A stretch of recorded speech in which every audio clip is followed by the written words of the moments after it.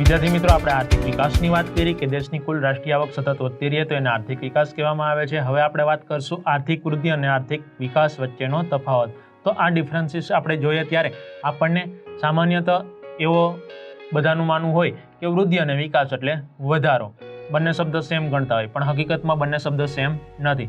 સામાન્ય રીતે આર્થિક વિકાસ બંને શબ્દો વધારો દર્શાવે છે, પરંતુ બંને વચ્ચે કેટલોક તફાવત જોવા મળે છે, જે નીચે મુજબ આપણે કહી શકીએ. એટલે કે વિકાસની પ્રક્રિયાના આધારે આર્થિક વિકાસ એક ગુણાત્મક, કોઈ પણ વસ્તુના ગુણાત્મક 1 ગણું છે તો એનું 10 ગણું કરીએ તો એને ગુણાત્મક કહી શકીએ આપણે, કે ભાઈ આટલું ઉત્પાદન થતું હતું, એના નવા બિયારણના સંશોધનને લીધે હવે એના ઉત્પાદનમાં વધારો થાય છે, તો એ ફેરફાર કેવો થયો? ગુણાત્મક ફેરફાર થયો. અને જ્યારે વૃદ્ધિ છે, આર્થિક વૃદ્ધિ એ પરિમાણાત્મક છે, એટલે કે એ નવું કાર્યનું નિર્માણ કરે છે. પરિમાણ આપણે કહીએ ને કે કોઈ બિલ્ડિંગ છે એ પરિમાણધીન છે, એટલે કે એ ચણતર કામમાં, બિલ્ડઅપમાં નવું અત્યારે નિર્માણ પામી રહ્યું છે. તો એવી રીતે આર્થિક વૃદ્ધિ શું દર્શાવે છે? તો કે કોઈ પણ નવી વસ્તુનું નિર્માણ દર્શાવે છે. તો અહીંયા આર્થિક વિકાસ એ પ્રથમ અવસ્થા છે, જ્યારે આર્થિક વિકાસ પછીની અવસ્થા એ આર્થિક વૃદ્ધિ છે. એટલે કે આપણે કહી શકીએ કે મેઇન જો વાત કરીએ તો આર્થિક વિકાસ એ ગુણાત્મક છે, આર્થિક વૃદ્ધિ એ પરિમાણાત્મક છે. આર્થિક વિકાસ એ પ્રથમ સોપાન છે, જ્યારે આર્થિક વિકાસ પછીનું સોપાન એ કયું છે? આર્થિક વૃદ્ધિ. આર્થિક વિકાસ સિવાય આપણે આર્થિક વૃદ્ધિ કરી શકીએ નહીં, અને આર્થિક વૃદ્ધિ છે એ એના ઉપર ડિપેન્ડન્ટ છે, આર્થિક વિકાસ ઉપર.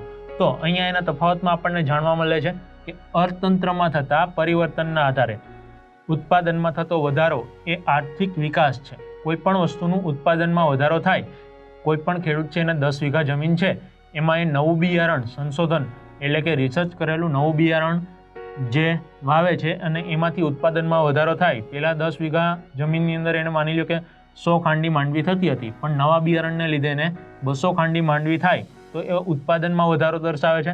તો અહીંયા આપણે એના ઉદાહરણ લઈએ. દાખલા તરીકે ખેતી ક્ષેત્રમાં ઘઉં, ડાંગર જેવા પાકોમાં નવા બિયારણોની શોધ થતાં ઉત્પાદનમાં વધારો જોવા મળે છે, એટલે એને શું કહેશું? આર્થિક વિકાસ. શેના લીધે થયું? તો કે બિયારણના સંશોધનને લીધે.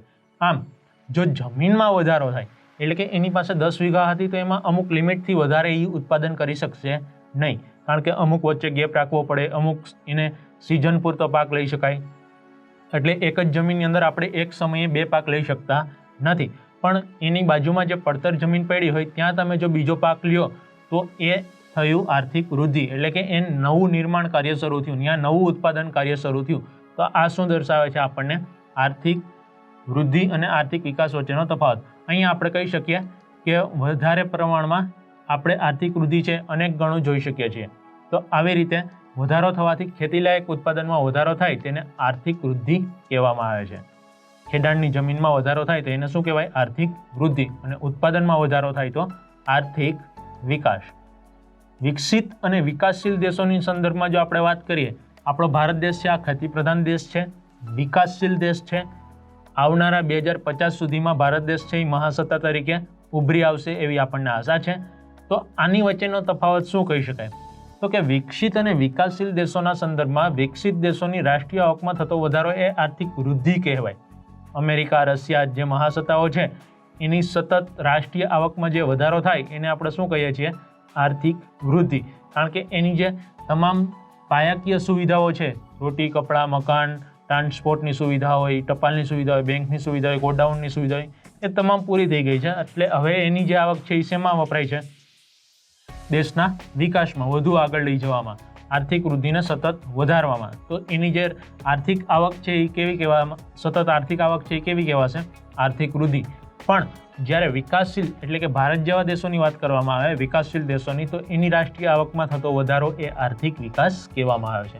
આપણે હજી જે વિકાસ કરીએ છીએ, આપણે જે આર્થિક આવકમાં વધારો કરીએ છીએ એ હજી કેવો છે? આર્થિક વિકાસ. વિકાસશીલ અર્થતંત્રના લક્ષણો જોઈએ તો વિકાસશીલ અર્થતંત્રના લક્ષણોની અંદર વિશ્વ બેંક 2004ના વિશ્વ વિકાસ અહેવાલ પ્રમાણે $735 અમેરિકાનું ચલણ છે એના સંદર્ભમાં આખા વિશ્વનું આપણે તારણ કાઢીએ છીએ દેશોનું, કે ભાઈ એનો દેશ છે એ કેટલો આગળ છે, કેટલું એની જીડીપી છે. તો $735 નક્કી કરેલું છે, એટલે કે $735થી ઓછી આવક ધરાવતા દેશોની વિકાસશીલ અર્થતંત્ર તરીકે ઓળખવામાં આવે છે. $735 હોય તો એ દેશ કેવો કહેવામાં આવે છે? વિકસિત દેશ. જ્યારે $735 ઓછું હોય તો એને કહેવામાં આવે છે